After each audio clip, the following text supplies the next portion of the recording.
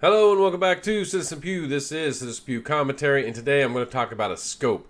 And it's the scope I picked up to put on a 22 bolt action I recently purchased, and you can see it right back there. It's on my gun bench. That's right. That's the CZ 457. And as you saw in the thumbnail, the scope I will be putting on it is this guy right here. And, oh, maybe I got a little high. There we go. So it's an Athlon, and it is a 412 by 40 1-inch tube. So there you go. I'll show you the scope here real quick. Look at that. So this is it right here. We're going to go over the details of this thing and kind of my thoughts on why I picked it up to put it on this rifle. And maybe some refreshers on some of the things to do with scopes.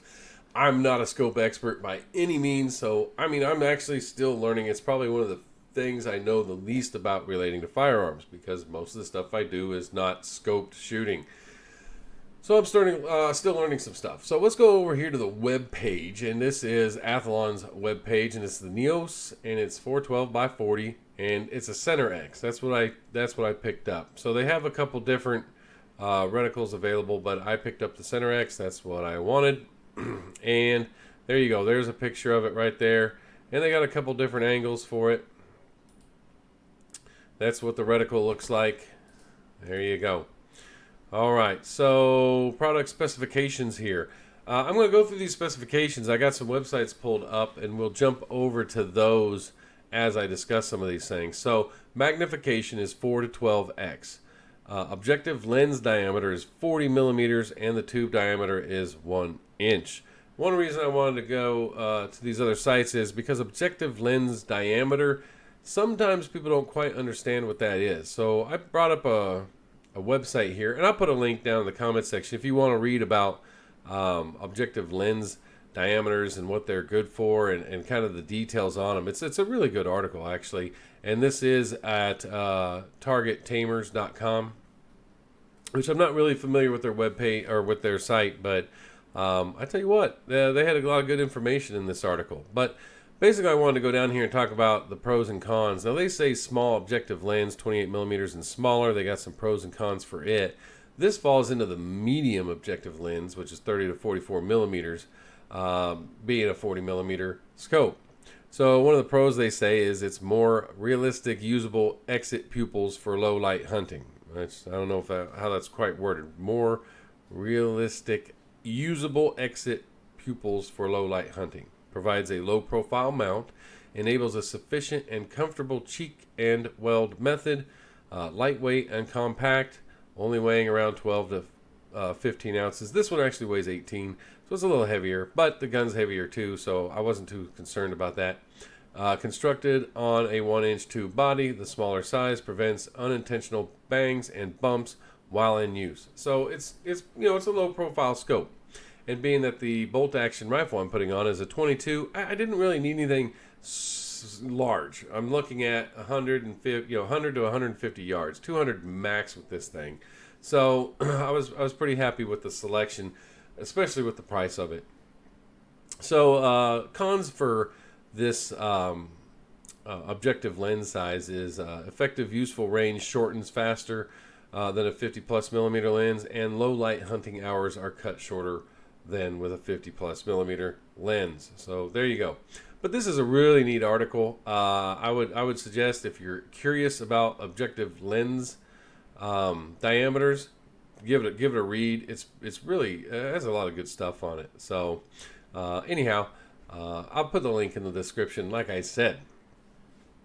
And there's the weight down here in the bottom right corner. You can see 18.1 ounces. So it's a heavier scope than probably most at this size.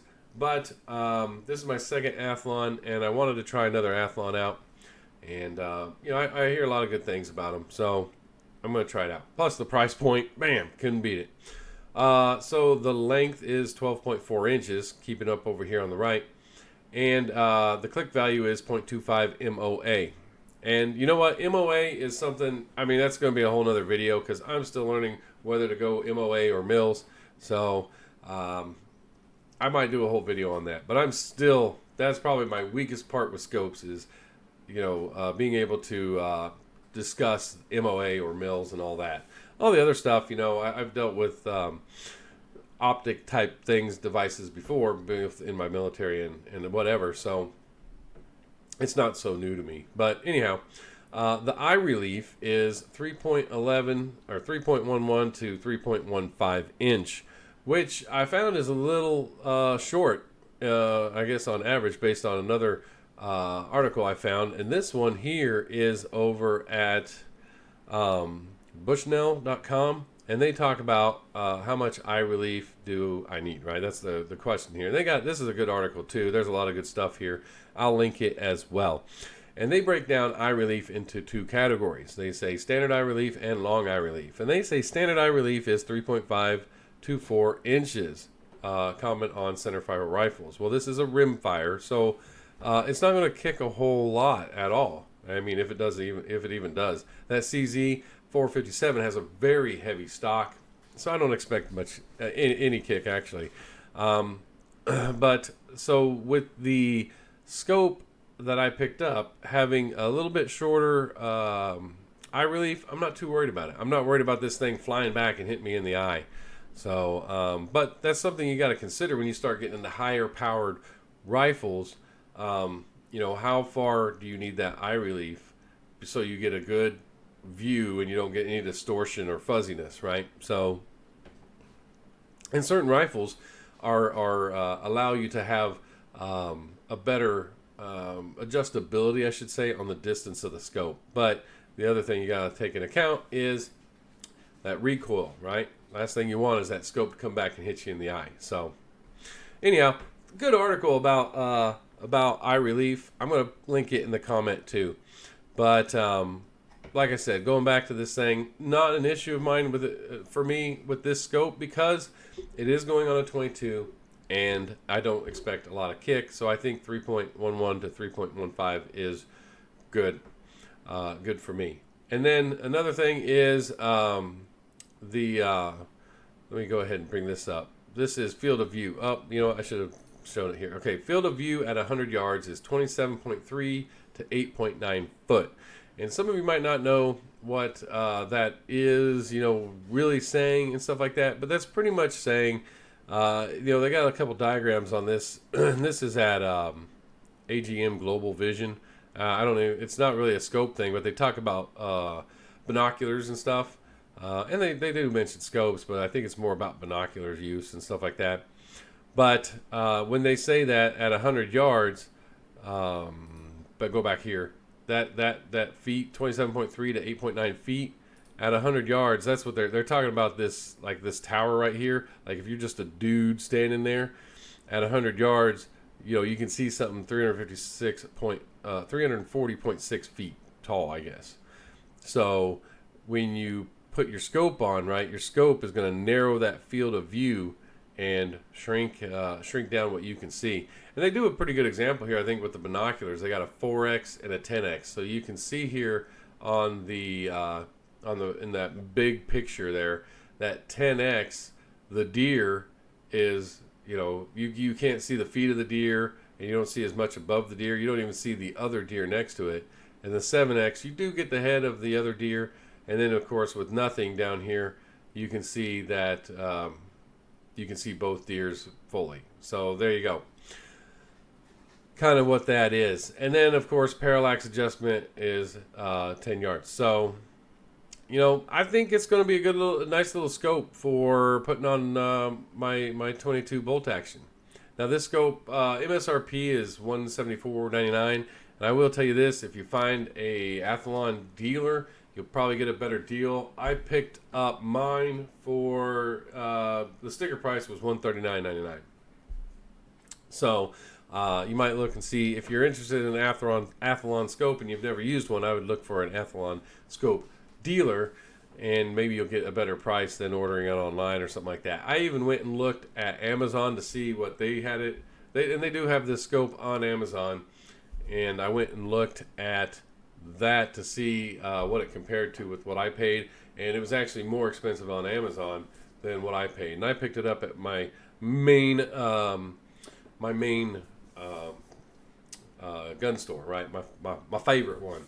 one where I go most of the time, and they're an Athlon dealer, and they had that at that price. So yeah, for 22s, same way with 22, actually any rimfire, right? Whether it's 17, 22, or 22 Magnum, I just don't see spending a lot of money on a scope when I'm not looking at anything. I mean, 200 yards is going to be the max, and you know, if it's really only going to be for me target practice. I mean, the occasional maybe I'll have to take it out varmint hunting, but for mostly it's just going to be plinking around, having fun. So I really don't need anything that reaches out too far, right?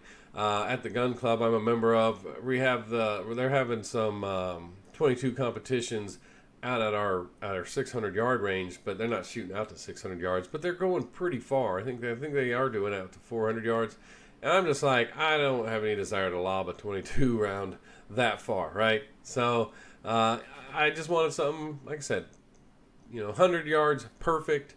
Maybe out to 200 if I had to. That's all I needed. So that's why I picked up this guy, right? So if you use Athlon scopes, let me know what you think of their product and stuff. Like I said, this is my second one. So my first one's on a 6.5 Creedmoor, and I haven't done a video on that one yet. I'm still trying to get it all set up. So I probably will down the line. But yeah, let me know what your thoughts are. Bam, there it is. So I don't know if I can, yeah, there you go. But I'd like to know what your thoughts are on the size of scope I picked up for my little 22 bolt action and the brand, if you have any thoughts on it. So anyhow, that's really all I had for the video. I just wanted to go over this scope, and if you have any thoughts, by all means, please put them down in the comment section. Like I said, scopes are probably my weakest item of knowledge when it comes to firearms, just because I have never really been a long distance shooter. Everything has always been pistols, shotguns, and close range rifles per se. So I'd be interested to know your thoughts and stuff like that. Any websites you might know to go look at that has really good information, that'd be awesome. So all right, that's all I have for you. I appreciate you watching the video, and y'all have a good day.